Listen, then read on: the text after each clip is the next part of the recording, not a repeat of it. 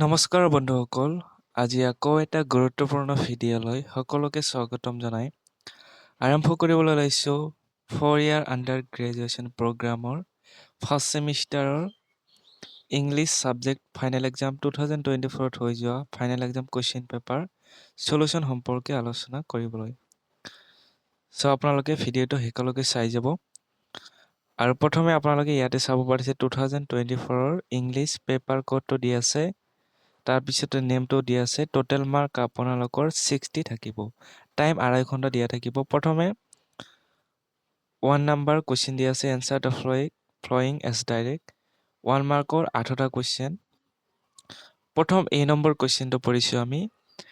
পায়াৰ্ছ প্ৰমেন was ৰাইটেন বাই ডেছত আপোনালোকে এনচাৰটো হ'ব William লেনগ্লেণ্ড। William লেনগ্লেণ্ড হ'ব খালী ঠাইত, অৰ্থাৎ ডেছ। ঠিক আছে। নেক্সট বি নম্বৰটো John Donne was an 18th century poet. এইটো আপোনালোকৰ ট্ৰু অৰ ফল্ছ দিয়া আছে, গতিকে এইটো ফল্ছ হ'ব। বি নম্বৰটো ফল্ছ। চি নম্বৰটো Christopher Marlowe is the author of Tamburlaine. ঠিক আছে। এইটো আপোনালোকৰ চেম ট্ৰু অৰ ফল্ছ দিয়া আছে, গতিকে এইটো আপোনালোকৰ ট্ৰু হ'ব। নেক্সট ডি নম্বৰটো দিয়া আছে উলিচেছ ইজ এ ভিক্টৰিয়ান পইম ৰাইটেন বাই ডেছ। চ' এইটো আপোনালোকে লিখিব পাৰে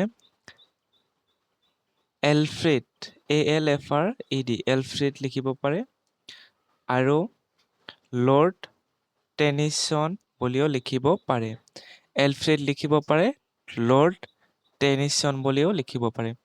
নেক্সট আমি ই নম্বৰলৈ আহিছোঁ। ই নম্বৰটো দিয়া আছে the Westland was published in the year 1922, অৰ্থাৎ 1922 চনত।